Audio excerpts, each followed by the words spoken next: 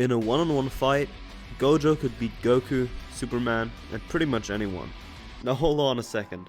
Before you get out your pitchforks and crucify me, let me explain.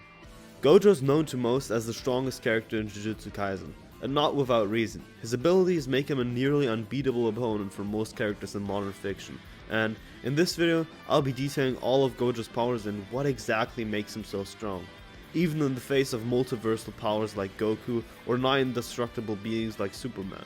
I'll draw a comparison to only them since they represent the most widely accepted hallmarks of strength.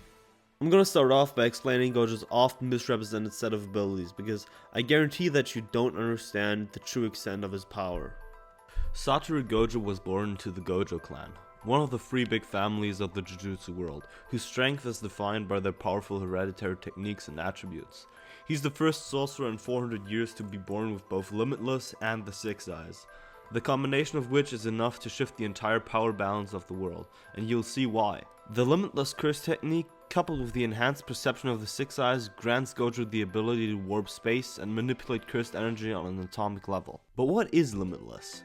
Limitless describes Gojo's curse technique as a whole. In principle, it allows the user to bring the concept of infinity into reality.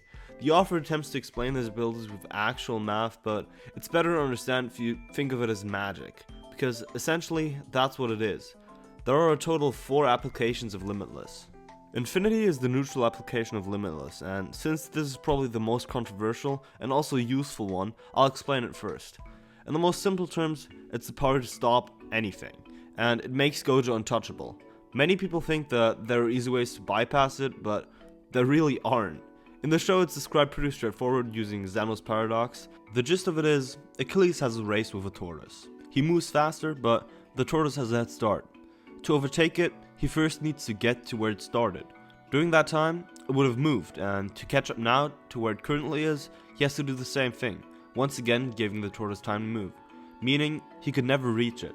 In reality, Achilles would catch up, but if you divide the distance he needs to travel up into infinitely small segments, he'll never be able to get past that infinity and thus never reach the tortoise. This impossibility is brought into reality by Gojo's technique, and he keeps it perpetually activated to the point where he constantly has a magic barrier around him that automatically detects and stops anything that could harm him by evaluating its mass, speed, and shape, so he doesn't even have to think about the technique and it protects him.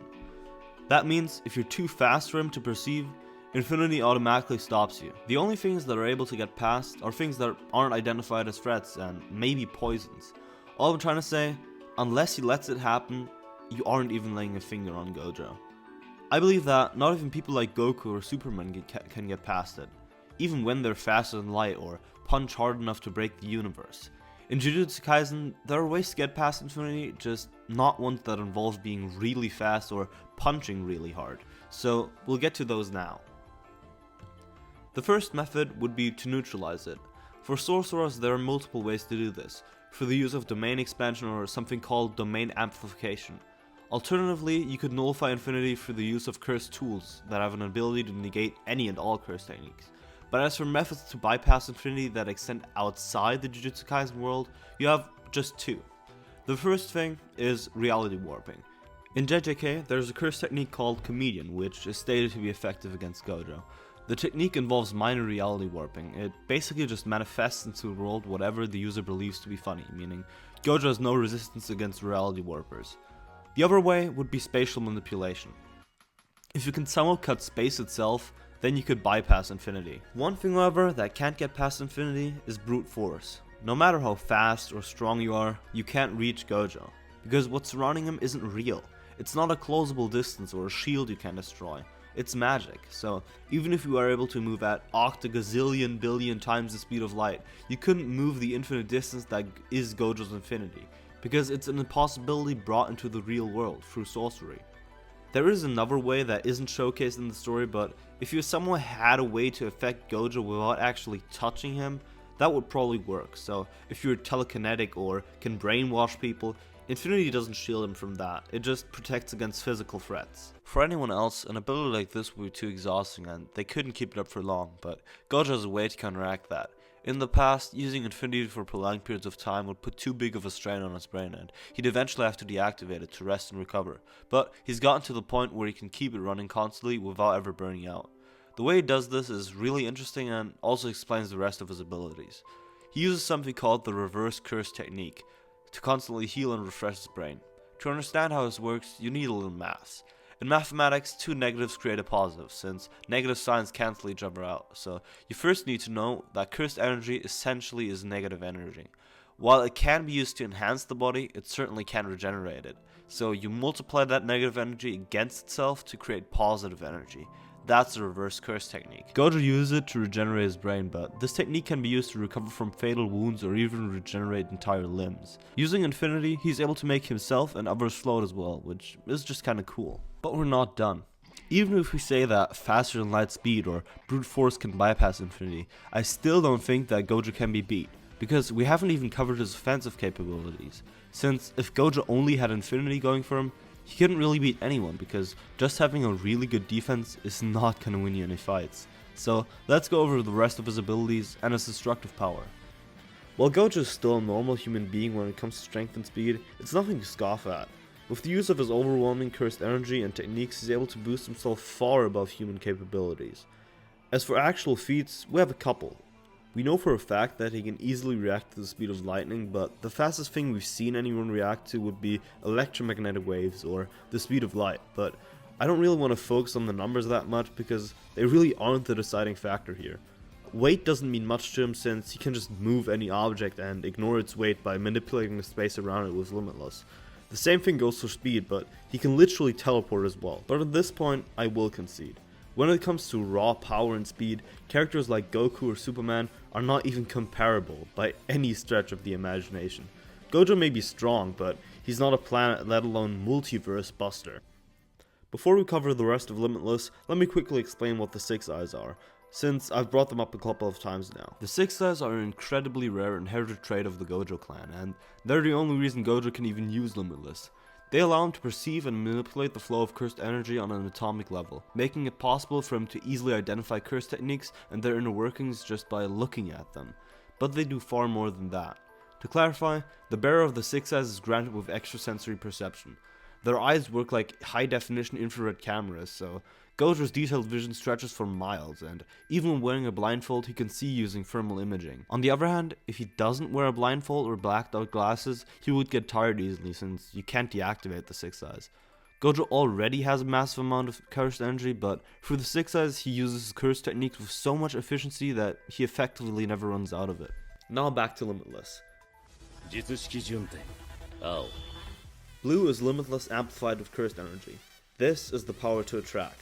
Again, the author tried to explain this using actual maths.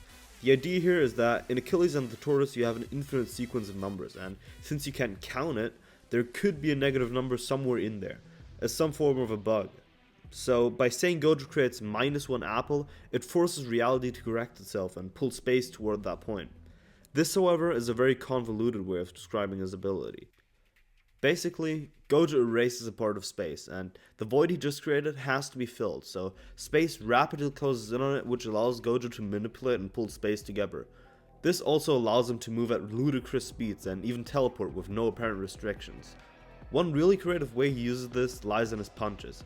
Just before the point of impact, Gojo uses blue to rapidly pull his opponent into his fist, so even if you brace for it, it feels like you've been counterpunched. At its maximum output, blue basically acts like a not-so-black hole. It pulls in and crushes all matter in its effective radius. Red is Limitless infused with the positive energy obtained during the process of reverse curse technique. It's the power to repel. Since red is the inversion of blue, it does the exact opposite, while functioning on the same principle. While blue can be used in different ways and have a lot of utility, red is effectively a massive explosion that pushes back anything it hits with tremendous force. That alone isn't what makes this technique so destructive. Because red is using positive energy, the minimum energy required to use this technique is double that of the maximum output of blue, giving it at least double the destructive power with the potential to do even more.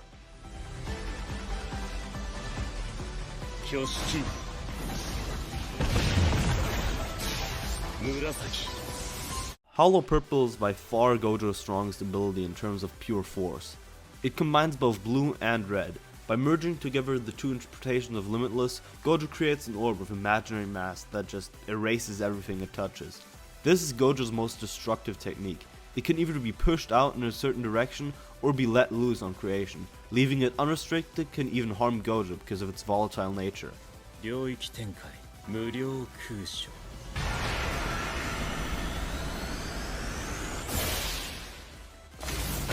And last, but definitely not least, Gojo's domain expansion, Infinite Void. While not being very destructive, Infinite Void is definitively the most lethal technique for anyone opposing Gojo, since it's incredibly difficult to avoid or resist. A domain expansion is the pinnacle of a sorcerer's arsenal and requires an incredible amount of skill to refine. Like the name suggests, with this technique, a sorcerer expands their inner being into the real world in an enclosed barrier, and then imbues it with their innate technique. Inside the barrier, the sorcerer is strengthened, and their now enhanced technique is guaranteed to hit. Gojo's domain in particular is the most powerful domain in Jujutsu Kaisen. Once inside, your brain overflows with an infinite amount of information, making your body incapable of movement and leaving you incapacitated and slowly dying. The only way to counter domain expansion is to either open your own domain or use other barrier techniques like Simple Domain or something called Falling Blossom Motion, both of which Gojo has mastered, by the way. All you need to know is that they work by partially extending your domain to the outside. Gojo's domain is especially nasty because it entirely ignores the durability and strength of the enemy. The only people immune to these effects are Gojo himself and anyone he touches.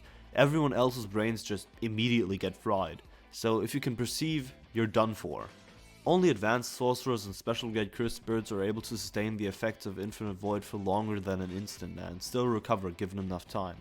Regular people, however, aren't so lucky. Being exposed to it for even just a fifth of a second is enough to leave you incapacitated for weeks. Any longer than that and you're likely to suffer from irreversible and fatal brain damage. Infinite Void does more than just stun an opponent. It destroys your brain and stops it from working. That means people like Superman and Goku couldn't just power through it. Even Goku's Ultra Instinct wouldn't work here. It's true that he doesn't need to think while fighting an Ultra Instinct, but Infinite Void doesn't even stop you from thinking. It just stops you from moving entirely because conscious and instinctive movement are inhibited. Your nervous system gets so overloaded that it literally can't send electrical signals to your muscles. So Ultra Instinct not needing thought doesn't matter. With Superman, there's the argument of him perceiving information at a ridiculous speed, so you can't overload his brain, but this also wouldn't matter.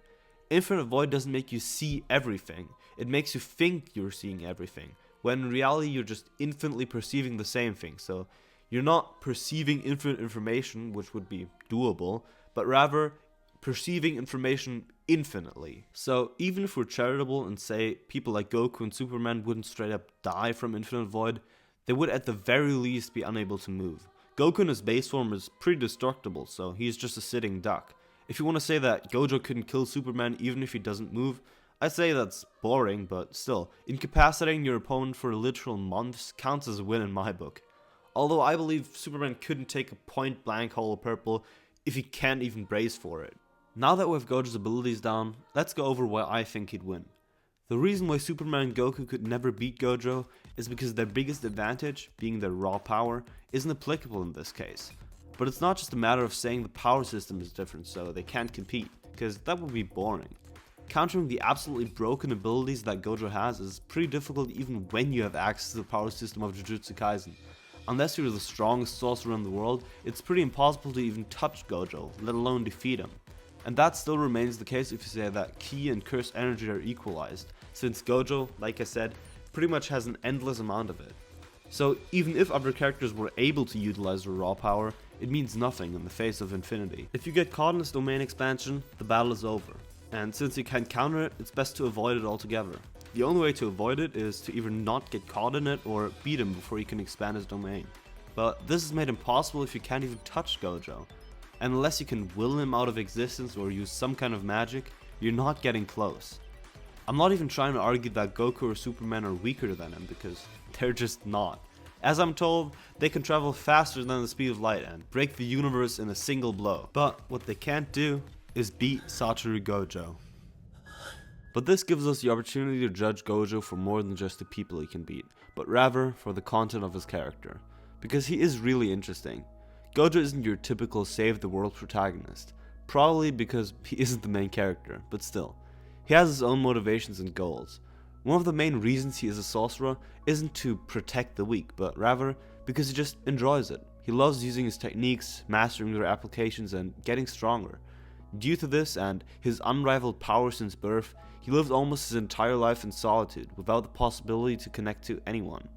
But he's also not evil. He doesn't use his overwhelming strength to tyrannically rule over Jujutsu society. He rather fights against corruption. This is the main problem he has in the world, and it isn't one he can immediately fix with brute force. He can't just kill all of the people who run the show, because then he would be just like them. So it's his goal to raise a strong group of future sorcerers to shape the world into a better one. But most of all, he wants to cherish what he loves, and that stems from the only time where Gojo didn't feel isolated and alone due to his strength: his youth. For a short period of time, he had a friend who could match him, who allowed him to be himself, and most of all, human, which is why he wants to grant all of his students just that: the freedom to live their lives, their youth, just how they see fit. Protecting this time of their lives is a top priority for him, and he isn't willing to let any tyrannical force infringe on that. This is where his role as the strongest comes into play. It may be a bit selfish, but this is the essence of Gojo's character. Now feel free to get out your pitchforks and call me every name under the sun, if you still disagree with me, but at least you've learned a bit more about one of my favorite characters, so thank you for watching.